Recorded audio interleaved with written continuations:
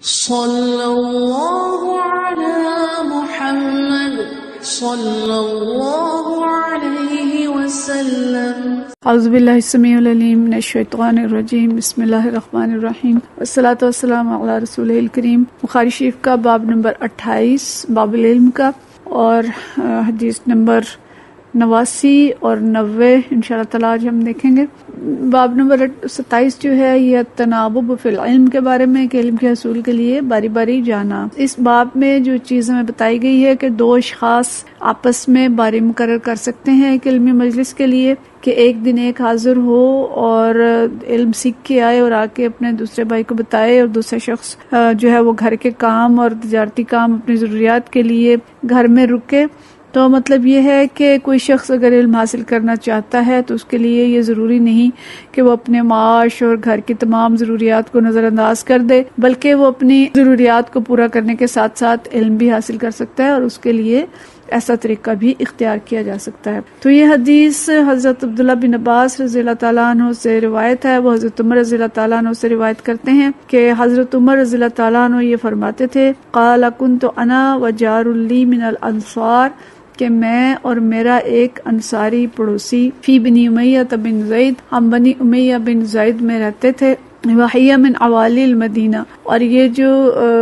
جگہ تھی، جو قبیلہ تھا اس وقت مدینہ کی مضافاتی بستیوں میں آباد تھا۔ یہ قبیلہ بنی امیہ بن زید یہ کوئی مکہ والے بنی امیہ نہیں ہے، بلکہ یہ مدینہ شریف کے انصار کا قبیلہ تھا، اور یہ مضافاتی بستیوں میں رہتا تھا۔ تو اس میں حضرت عمر رضی اللہ تعالیٰ عنہ فرماتے ہیں کہ ہم مضافاتی بستیوں میں رہتے تھے، اور عوالی جو لفظ استعمال کیا ہے کہ عوالی المدینہ، تو یہ عالیہ سے ہے یہ لفظ عوالی، اور اس کا مطلب ہے بلندی۔ تو مدینہ شریف کی جو مضافاتی بستیاں ہیں وہ اصل میں اونچے مقام پہ تھیں، اور مدینہ شریف کا جو شہر تھا وہ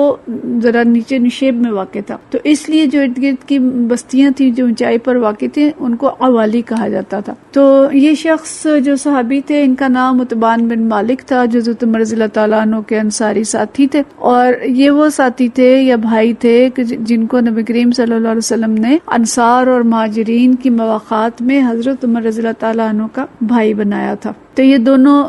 اس علاقے میں رہتے تھے، عوالی کے علاقے میں۔ کہتے ہیں وَكُنَّا نَتَوَابُ النُّزُولَ عَلَى رسول اللہ صلی اللہ علیہ وسلم، کہ ہم دونوں باری باری نیچے اتر کے آتے تھے رسول اللہ صلی اللہ علیہ وسلم کے پاس۔ نزول کا لفظ جو استعمال کیا کیونکہ اونچائی سے آتے تھے، اس لیے انہوں نے جانے کی بجائے لفظ ہی نزول استعمال کیا۔ اور باری باری جانے میں ان کا یہ کیا تھا کہ ایک دن وہ کہتے ہیں کہ میرا پڑوسی میرے گھر کی ضروریات کا انتظام بھی کرتا تھا اور اپنے انتظامات بھی کرتا تھا، وہ میرے حصے کا کام بھی کرتا اور اپنے حصے کا کام بھی کرتا۔ اس دن میں جاتا اور واپس آ کر اپنا جو پڑوسی یا جو وہ مواقعاتی بھائی تھا، کہ اس کو نبی کریم صلی اللہ علیہ وسلم پر جو وحی نازل ہوئی اور وہاں کے جو بھی حالات اور خبریں ہوتی تھیں وہ آ کے ساری بتایا کرتا، اور دوسرے دن میرا ساتھی جاتا اور اسی طرح سے وہ شام کو آ کے مجھے ساری خبریں بتایا کرتا۔ تو اس طریقے سے باری باری ہم نبی کریم صلی اللہ علیہ وسلم کے پاس جاتے تھے، اور اس طریقے سے فائدہ یہ تھا کہ ہماری کوئی جو محفل تھی نبی کریم صلی اللہ علیہ وسلم کی وہ بھی مس نہیں ہوتی تھی، جو علم وہاں پہ سکھایا جاتا تھا ہم ایک دوسرے کو سکھا لیتے تھے، اور اس کے ساتھ ساتھ ہمارا جو معاش کا اور ضروریات کا اور گھر کے انتظامات کا سلسلہ تھا وہ بھی جاری رہتا، اور اس میں کوئی کمی نہیں آتی تھی۔ تو گویا ایک بہت اچھا انتظام تھا جو دونوں صحابہ کرام نے کیا۔ اور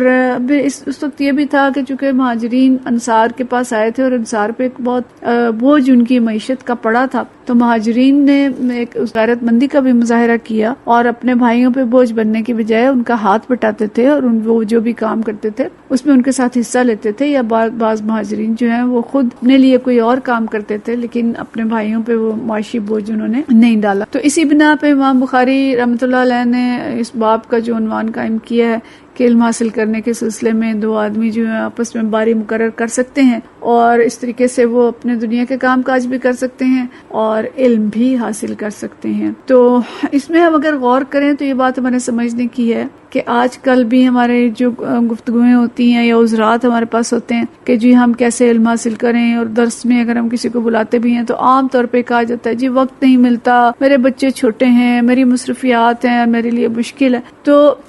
بال بچہ، گھریلو ذمہ داریاں، یہ کوئی رکاوٹ نہیں ہو سکتی اگر انسان کے اندر سچی طلب ہو تو اس طرح کا کوئی طریقہ بھی مقرر کیا جا سکتا ہے کہ دو افراد جو ہیں وہ آپس میں تقسیم کر کے علم سیکھیں اور ایک دوسرے کو سکھانے کا باعث بنے. مقصد یہ ہے کہ علم حاصل کیا جائے، علم سیکھا جائے، اور اس کے لیے چاہے جو بھی طریقہ ہے وہ اختیار کیا جائے. اچھا، پھر کہتے ہیں کہ فنزل صاحب الانصاری یوم نوبته، کہ میرا انصاری بھائی جو تھا وہ اپنی باری کے دن آتا اور وہ مدینہ شریف کی طرف چلا جاتا. اس کا مطلب یہ ہے کہ وہ کہتے ہیں کہ فنزل صاحب الانصاری یوم نوبته، کہ میرا انصاری بھائی ایک دن اپنی باری کے دن آیا اور فضرب بابی ضربا شدیدا، اور اس نے آ کے میرے دروازے کو بہت زوردار طریقے سے کھٹکھٹایا. فقال اسمعه، کہ یہاں کوئی ہے، مطلب یہ کہ کیا وہ شخص یہاں ہے، یعنی عمر رضی اللہ تعالیٰ عنہ یہاں ہے. تو اتنی زور سے دروازہ کھٹکھٹایا کہ حضرت عمر کہتے ہیں کہ ففزعت، کہ میں گھبرا گیا. اور گھبرا اس لیے گئے کہ ان دنوں کہتے ہیں کہ حالات مدینہ شریف کے ایسے تھے کہ ہر طرف دشمن تھے اور بہت خطرہ تھا کہ کبھی کوئی حملہ نہ کر دے، اور خاص طور پر ان دنوں بنی غسان کے حملے کا ڈر تھا. تو کہتے ہیں کہ میں سمجھا کہ شاید بنی غسان نے حملہ کر دیا اور جو انصاری بھائی ہے وہ یہی خبر لے کے آیا ہے. تو کہتے ہیں فخرجت الیہ، میں نکلا اس کی طرف. فقال قد حدث امر عظیم، تو اس نے کہا کہ آج تو ایک بہت بڑا واقعہ ہو گیا ہے. تو حضرت عمر رضی اللہ تعالیٰ عنہ، دوسری روایت میں آتا ہے، ایک اور حدیث ہے اس میں یہ شامل نہیں ہے، اس میں حضرت عمر رضی اللہ تعالیٰ عنہ کہتے ہیں کہ میں نے پوچھا کہ بنی غسان نے مدینہ پر حملہ کر دیا ہے؟ تو انہوں نے جواب دیا کہ نہیں، اس سے بھی بڑا واقعہ ہوا ہے. تو انہوں نے کہا کہ کیا واقعہ ہوا ہے؟ یہ دوسری حدیث کے اندر ہے. تو انہوں نے جواب دیا کہ طلق رسول اللہ صلی اللہ علیہ وسلم نساءہ، کہ نبی کریم صلی اللہ علیہ وسلم نے اپنی تمام بیویوں کو طلاق دے دی ہے. اس کی تفصیل ہم آگے باب النکاح میں پڑھیں گے. تو لیکن حضرت عمر رضی اللہ تعالیٰ عنہ اس پہ بہت پریشان ہوئے اور سخت پریشان ہو کے وہ جاتے ہیں اور کہتے ہیں فدخلت علی حفصہ، کہ میں حضرت حفصہ جو ان کی بیٹی تھی میں ان کے پاس آیا. فاذا ہی تبکی، اور میں نے دیکھا کہ وہ رو رہی ہیں. تو وہ اور گھبرا گئے اور انہوں نے سوچا کہ اس کا مطلب ہے کہ واقعی نبی کریم صلی اللہ علیہ وسلم نے طلاق دے دی ہے. تو کہتے ہیں میں نے پوچھا طلقکن رسول اللہ صلی اللہ علیہ وسلم، کیا رسول اللہ صلی اللہ علیہ وسلم نے آپ کو طلاق دے دی ہے؟ قالت لا ادری، انہوں نے کہا کہ مجھے معلوم نہیں.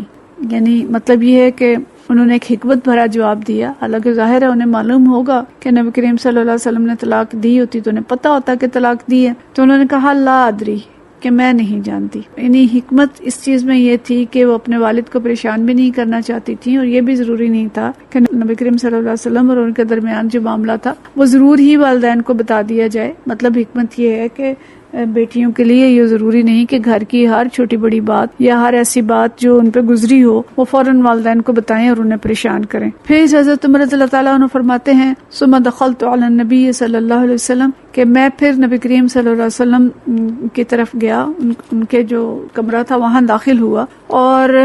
دوسری حدیث میں یہ آتا ہے کہ اس وقت ایک غلام جو ہے وہ پہرا دے رہا تھا نبی کریم صلی اللہ علیہ وسلم کے دروازے پہ، اور حضرت عمر رضی اللہ تعالیٰ عنہ نے 2 مرتبہ اجازت چاہی لیکن انہیں اجازت نہ ملی، اور تیسری دفعہ جب انہوں نے اجازت مانگی تو پھر انہیں اندر جانے کی اجازت مل گئی. اور انہوں نے جا کے نبی کریم صلی اللہ علیہ وسلم سے یہ پوچھا اطلقت نساءک، کہ آپ نے اپنی بیویوں کو طلاق دے دی ہے؟ تو نبی صلی اللہ علیہ وسلم نے فرمایا کہ نہیں. اور پھر وہ فرماتے ہیں کہ جب میں نے یہ بات سنی تو میں نے نعرہ تکبیر بلند کیا اور کہا اللہ اکبر، اور پھر جا کے تمام صحابہ کرام کو یہ خبر دی اور سب صحابہ کرام خوش ہو گئے. دوسری حدیث میں یہ بھی آتا ہے کہ جب حضرت عمر رضی اللہ تعالیٰ عنہ تشریف لائے تھے تو دیکھا تھا کہ لوگ مسجد نبوی میں بیٹھے ہیں اور پریشان ہیں اور آپس میں گفتگو کر رہے ہیں کہ نبی کریم صلی اللہ علیہ وسلم نے سب بیویوں کو طلاق دے دی. لیکن حضرت عمر رضی اللہ تعالیٰ عنہ نے جا کے جب نبی کریم صلی اللہ علیہ وسلم سے تصدیق کی اور آ کے سب کو خبر دی کہ ایسی کوئی بات نہیں ہے. اچھا، اب یہ جتنا واقعہ ہے اس کو انشاءاللہ ہم آگے جب یہ حدیث آئے گی تو اس کو تفصیل سے دیکھیں گے. لیکن اس وقت اس باب میں جو ہمیں بات بتائی گئی ہے، جو اصل مقصود ہے امام بخاری کا، وہ یہ کہ جس طرح سے حضرت عمر رضی اللہ تعالیٰ عنہ اور ان کے انصاری ساتھی دونوں باری باری جاتے تھے اور نبی کریم صلی اللہ علیہ وسلم کی محفل سے دین سیکھ کے آتے تھے، ہم بھی اپنے لیے دین سیکھنے کا کوئی نہ کوئی طریقہ اختیار کر سکتے ہیں، اور ہماری جو معاش ہے، ہماری گھریلو ضروریات ہیں، گھریلو مصروفیات ہیں، وہ اس میں کوئی رکاوٹ نہیں بننی چاہیے، اور اس کے لیے ہم جو بھی طریقہ اختیار کر سکیں وہ کریں. اور ہمیں جو اس سے بات پتہ چلتی ہے کہ دین سیکھنے کا شوق تھا جو صحابہ کرام رضوان اللہ مجمعین کے اندر، اور اس کے لیے وہ مختلف تدابیر اختیار کرتے تھے، اور ایسی تدابیر ہوتی تھیں کہ ان کے نہ کسی دنیوی کام میں رکاوٹ بنے اور نہ علمی محفل کوئی مس ہو. ہمیں ایسے صحابہ بھی ملتے ہیں، آگے ہم حضرت ابو ہریرہ رضی اللہ تعالیٰ عنہ کا ذکر پڑھیں گے کہ جو صرف اور صرف دین سیکھتے تھے، اصحاب صفہ تھے، اور وہ سارا وقت نبی کریم صلی اللہ علیہ وسلم کی محفل میں رہتے تھے، اور ریاست یا نبی کریم صلی اللہ علیہ وسلم کی ذمہ داری تھی کہ ان کی جو معاش کی ضروریات ہیں ان کو پورا کریں. تو صحابہ کرام رضوان اللہ مجمعین نے دین سیکھنے کے لیے بہت زیادہ محنت کی، حدیث کو جمع کرنے کے لیے بہت محنت کی، اور ان کی اس محنت کی وجہ سے آج دین ہم تک پہنچا، اور ہم آج اس کو آرام سے بیٹھ کے پڑھ رہے ہیں اور سیکھ رہے ہیں. لیکن پھر بھی ہماری بدنصیبی ہے کہ ہم اس طرح سے سیکھ نہیں پاتے. اسی حدیث میں ہمیں جو اور بات ایک پتہ چلتی ہے کہ بغیر تحقیق کسی خبر پر یقین نہ کیا جائے. کہ دیکھیں صحابہ سب پریشان تھے اور ان کے جو ساتھی صحابی تھے انہوں نے آ کے بہت زور سے دروازہ کھٹکایا اور بہت شد و مت سے خبر دی کہ بہت بڑا واقعہ ہو گیا، لیکن حضرت عمر رضی اللہ تعالیٰ عنہ نے محض ان کے کہنے پہ یقین نہیں کیا. وہ آئے اور انہوں نے تحقیق کی اور اس کے بعد تسلی کی کہ ایسی بات نہیں ہے. ایک اور ضمنی چیز جو ہمیں ملتی ہے جو درمیان میں ہم دیکھی کہ حضرت حفصہ رضی اللہ تعالیٰ عنہ نے کتنا حکمت کا انداز اختیار کیا اور اپنے والد کو نہیں بتایا کہ نبی کریم صلی اللہ علیہ وسلم نے طلاق دی ہے یا نہیں. اس کے لیے خود انہوں نے جا کے پوچھا. تو مطلب یہ ہے کہ بچیاں جو ہیں وہ حکمت کے راستے اختیار کریں اور سسرال کی ہر بات والدین کو نہ بتائیں. آج کل جو شرح طلاق ہماری بہت زیادہ بڑھ گئی ہے، اس میں ایک وجہ یہ بھی شامل ہے کہ موبائل ہیں اور ہر چھوٹی سے چھوٹی بات جو ہے فوراً والدین کو بتا دی جاتی ہے، اور پھر والدین کی بے جا مداخلت جو ہے اس کی وجہ سے طلاقیں جو ہیں وہ جلد ہو رہی ہیں. تو یہ سارے اسباق اس حدیث کے اندر ہیں، ان کو ہم سیکھیں اور ان کو یاد رکھیں. اس کے بعد اگلا باب نمبر 28 ہے، اور یہ باب اس بارے میں ہے جو امام بخاری نے باندھا ہے کہ باب الغضب فی الموعظۃ والتعلیم، کے تعلیم میں اور نصیحت میں غصے کا اظہار کرنا اذا رعا ما یکرہ، کہ کوئی ناپسندیدہ چیز جو دیکھی اور اس کے بعد غصہ آیا. مطلب یہ کہ کوئی شخص اگر واعظ و نصیحت کر رہا ہے اور دین سکھا رہا ہے اور اس میں کوئی ایسی بات وہ دیکھتا ہے جو کہ ٹھیک نہیں ہے، ناپسندیدہ بات ہے، تو غصے کی اگر نوبت پیش آئے تو وہ غصہ کر سکتا ہے. اور اس میں امام بخاری حدیث لائے ہیں، اور یہ حدیث جو ہے حضرت ابی مسعود انصاری رضی اللہ تعالیٰ عنہ سے روایت ہے. فرماتے ہیں قال رجل یا رسول اللہ صلی اللہ علیہ وسلم، ایک شخص نے آ کے کہا کہ یا رسول اللہ صلی اللہ علیہ وسلم، لا اکاد ادرک الصلاۃ مما یطول بنا فلان، کہ میں نماز میں شریک ہونے سے قاصر ہوں اس وجہ سے کہ فلاں شخص جو ہے وہ نماز کو بہت طویل کر دیتا ہے. فما رأیت النبی صلی اللہ علیہ وسلم فی موعظۃ، میں نے نہیں دیکھا نبی کریم صلی اللہ علیہ وسلم کو واعظ کرتے ہوئے یا جو دین ہے وہ سکھاتے ہوئے اتنا غضبناک. یہ حضرت ابو مسعود انصاری رضی اللہ تعالیٰ عنہ فرما رہے ہیں کہ میں نے نبی کریم صلی اللہ علیہ وسلم کو اس دن سے زیادہ کبھی غضبناک نہیں دیکھا. فقال، آپ صلی اللہ علیہ وسلم نے فرمایا، ایھا الناس، اے لوگو، انکم منفرون، کہ تم لوگوں کو متنفر کرنے والے ہو. فمن صلی بالناس، جو لوگوں کو نماز پڑھائے، فلیخفف، تو نماز میں تخفیف اختیار کرے. فإن فیہم المریض والضعیف وذو الحاجہ، کہ ان میں لوگوں میں نماز پڑھنے والوں میں بیمار، کمزور اور ضرورت مند لوگ بھی ہوتے ہیں. تو یہ صحابی جو آ کے نبی کریم صلی اللہ علیہ وسلم سے کہہ رہے ہیں، یہ کوئی ذمہ دار تھے یا مزدور تھے یا سارا دن مشقت کرتے تھے، اور اس مشقت کے بعد جب وہ نماز کے لیے آتے تو دوسری حدیث میں آتا ہے کہ غالباً حضرت معاذ بن جبل رضی اللہ تعالیٰ عنہ تھے جو لمبی سورت شروع کر دیتے اور اس کو ختم کرنے سے پہلے رکوع نہیں کرتے تھے. تو وہ ان کا مطلب یہ تھا کہ میں لمبا قیام نہیں کر سکتا، کہ میں سارا دن مشقت کر کے آتا ہوں. اور پھر کیا ہوتا ہے کہ وہ دیر سے نماز میں آتے تاکہ امام کے پیچھے زیادہ دیر کھڑا نہ ہونا پڑے. تو ایک دن انہوں نے نبی کریم صلی اللہ علیہ وسلم کو ان کی شکایت کی، تو نبی کریم صلی اللہ علیہ وسلم کے بارے میں فرماتے ہیں حضرت ابو مسعود کہ کبھی اتنا غصے میں نہیں دیکھا جتنا اس دن دیکھا تھا. آپ ٹھنڈے دل و دماغ سے واز کیا کرتے تھے، تقریریں کرتے تھے، لیکن اس دن نبی کریم صلی اللہ علیہ وسلم کو سخت غصے میں دیکھا. اور آپ کو معلوم تھا کہ ایسا جو شکایت کرنے والے حضرت معاذ بن جبل کے بارے میں کر رہے ہیں، لیکن آپ صلی اللہ علیہ وسلم نے ان کو سب کے سامنے